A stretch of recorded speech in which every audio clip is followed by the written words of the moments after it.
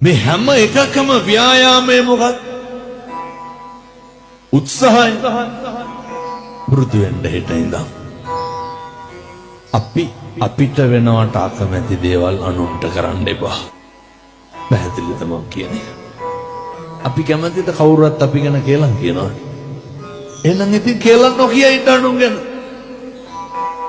මිනිස්සු හරියට කියලා කියනවා. හරියට ගඳු කියන. මේ පැතිවල එහෙම නැතුව ඇති මං කියන්නේ බොහෝ පැතිවල එහෙම හදන පද. මේ පැතිවල තින්නතර පොඩ්ඩ බැරි වෙච්ච ගමන් වන්නොන්න අයින් ගහන මිනිස්සු. ඔයත්තන්ට මතක් වෙන්නේ නැති අපේ ගමේ අහවලා වායි කියලා. ගම්මාන පිටින් ගිනි දිනනවා. ජීවිතේට අනුන්ගේ දේවල් වලට ඇඟිලි හරි රුචි පින්නතුනේ අපි අනුන්ගේ දේවල් වලට. අපි හරියට කලබල වෙනවා, අපි හරියට කුලප්පු වෙනවා අනුන්ගේ දේවල් වලට. අපි කවදාව අපේ වැරද්දට කලබල වෙන්නේ අපි ඉක්මන් වෙන්න පින්නතුනේ අනුන්ගේ වැරද්දට. අපි කේන්ති ගන්න අනුන් කරන වැරදි වලට. අපි බනින්නේ අනුන්ගේ වැරදි වලට. අපි කවදාවත් අපේ වැරද්දට අපිට දෝෂාරෝපණය කරගන්නවද? කවදාවත් එහෙම වෙන්නේ නැහැ. ඒ නිසා බොහොම කරුණාවෙන් බොහොම ඕනෑකමින් කියන්නේ හෙට ඉඳන් කිසි කෙනෙකුගේ හිතක්වත් රිද්දන්න එපා. කිසි කෙනෙකුගේ පෙලන්න එපා.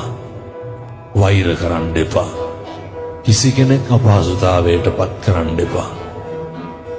අර කේන්ති ගන්න එපා හෙට ඉඳන්. මිනිස්සේ මූණට බැන්නත් ඔළුව පාත් කරගෙන යන්න මම අපේ තරුණ උදවියට කියන්නේ. මූණට බැන්නත් මොකද කරන්න ඕන? ඒ දැන් ඉන්න පටවන්ට මොකවත් කියන්න බෑ. දෙඩීරියන් ගාලා අනිත් පැත්තෙන් හෙල්මට් එකෙන් ගහනවා. පහුගිය දවස්වල දන්සල් මං හිතන්නේ ගිහිල්ලා ඇති. මම කියලා තියෙනවා අපේ රියදුරු මහත්තයන් නවත්තන්න ඇයි?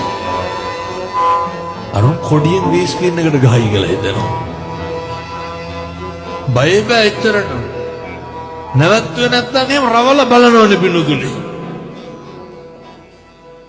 ඇයි ඒ තරුණයෝ හරි එහෙම වෙන්න එපා. මං තරුණ මහත්තුරුන්ට කියන්නේ උදේට ලෝකයක් වෙනස් කරපු බණපදයක් තමයි පැම් පූජා කරන එක.